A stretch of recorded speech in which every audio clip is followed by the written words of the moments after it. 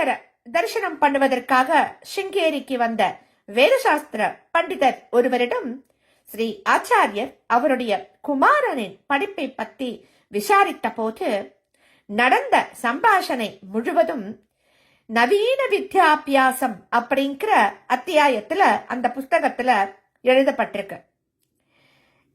அதனுடைய சுருக்கத்தை நம்ம கேட்க போறோம்.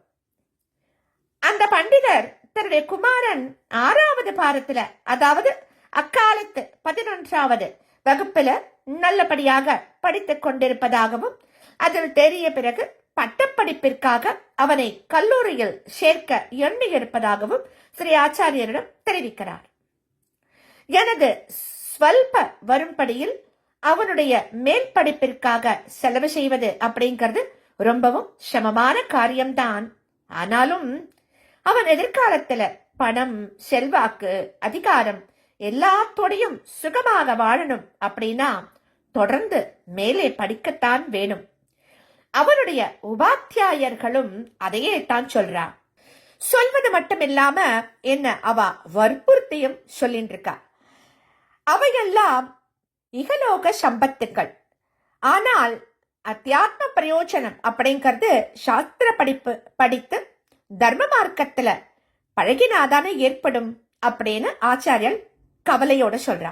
அதாவது அவர் வற்புறுத்தி சொல்றா அப்படின்னு அந்த பண்டிதர் சொன்னதுக்கு அப்புறம் ஆச்சாரியால் சொல்றா அவையெல்லாம் இகலோக சம்பத்துக்கள்னு சொல்றா. அதனால அத்தியாத்ம பிரயோஜனம் அப்படிங்கிறது சாஸ்திர படிப்பு படிச்சாதான் கிடைக்கும், அந்த படிப்புல கிடைக்காது, இந்த தர்ம மார்க்கத்துல பழகினாதானே ஏற்படும் அப்படின்னு அவர் கவலையோட சொல்றார் ஆச்சாரியர். அப்போ அந்த மனிதர் பதில் சொல்றார், தர்ம மார்க்கத்தில் அபியாசம் செய்ய அவனுக்கு அவகாசமே இல்லையே அப்படின்னு சொல்றார். அப்ப ஆச்சாரியால் சொல்றா, ஏன் அப்படி சொல்றேன்? நீங்கள் பிராச்சீனமான சம்பிரதாயத்திலேயே வளர்ந்து வேதத்தையும் சாஸ்திரத்தையும் நன்னா கத்துண்டு இன்றைக்கு பண்டிதாளின் முன்னணியில் இருந்து கொண்டிருக்கேளே, உங்களைப் போல அவன் முன்னுக்கு வந்தால் போதாதா அப்படின்னு ஆச்சாரியர் கேட்கிறார். அதுக்கு இவர் பதில் சொல்றார், வக்கீல்கள், உத்தியோகஸ்தர்கள் ஆகியோருக்கு காட்டப்படும் மரியாதை போல ஆகுமா பண்டிதாளுக்கு இன்று சமூகம் காட்டும் மரியாதை? எங்கும் லௌகீகர்களுக்குத்தானே அதிக மரியாதை காட்டப்படுறது அப்படின்னு குறப்பட்டுக்கிறார் அந்த பண்டிதர். அப்ப ஆச்சாரியால் சொல்றா, நீங்களாகவே உங்களை தாழ்மைப்படுத்திக் கொள்வது மிக தவறு. நீங்கள் நடந்து போய் கொண்டிருக்கும் போது நாகரீக படிப்பை பெற்றுவிட்ட ஒருவர் மோட்டார் காரில் போவதை கண்டால் உங்களுக்கு அவரிடம் அசூயை ஏற்படலாம். வேதத்தை படித்து நாம் வீணாக போய்விட்டோம் அப்படிங்கிற சுய பச்சாதாபம் கூட ஏற்படலாம். லௌகீக படிப்பை உங்களுக்கு அளிக்காத உங்கள் பெற்றோர் மீது கோபமும் உண்டாகலாம் உங்களுக்கு. இப்படியெல்லாம் உங்க மனம் அலைக்கழிக்கப்படும் இல்லையா அப்படின்னு கேட்கிறார் ஆச்சாரியார். அப்ப அந்த பண்டிதர் சொல்றார், ஆமாம், விவேச்சனம் செய்யும் போது அப்படியெல்லாம் மனசுல தோணத்தான் செய்யறது அப்படின்னு சொல்றார்.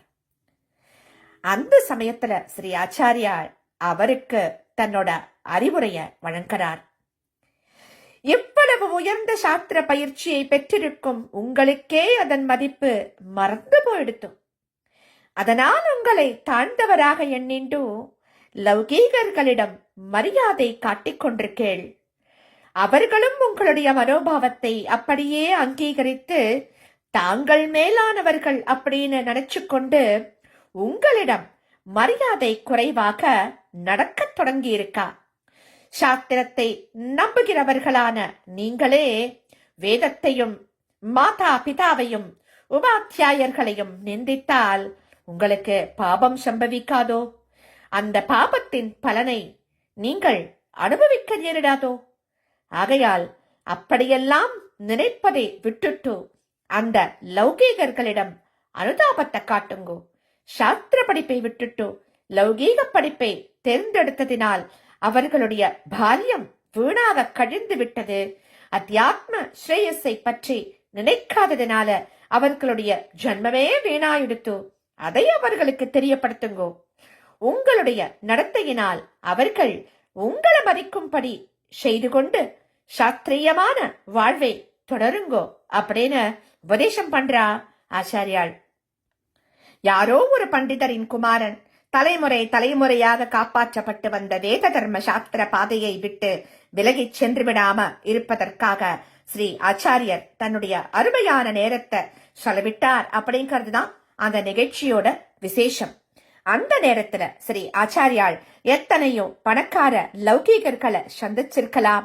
இகலோக பெருமைகளை அடைவதற்காக அவருடைய ஆசிகளை கோரி வந்திருக்கும் அவளுக்கு ஆசி கூறியிருக்கலாம். ஆனால் அதைவிட அவருக்கு அது முக்கியமாக தோன்றியது வேத தர்ம சாஸ்திர ரக்ஷணம் தான். பிராமண குலத்துல பிறந்த ஒவ்வொருவனும் சாஸ்திரங்களை மதிச்சு சாஸ்திரியமான வாழ்க்கையை தான் வாழணும் அப்படிங்கிறது அவருடைய ரொம்ப தீவிரமான கருத்தாக இருந்தது. அவர் உலக நடவடிக்கைகளை விட்டு விலகி உதாசீனராக இருக்க வேண்டிய ஒரு சந்நியாசி. ஆனா ஜகத்குருவாக சிங்கேரி ஸ்ரீ சாரதா பீடாதிபதியாக அல்லவா இருந்து கொண்டிருக்கார். தர்மசாஸ்திர பாதையை விட்டு விலகிச் செல்பவர்களை எச்சரித்து நல்ல வழியில் திருப்பி வேத தர்ம ரட்சணம் செய்ய வேண்டியது அவருடைய கர்த்தவியம் ஆயிற்றே. இந்த மனோபாவம் சிங்கேரி ஜகத்குரு பரம்பரையில் வந்த ஒவ்வொரு ஆச்சாரியருக்கும் இருந்திருக்கு.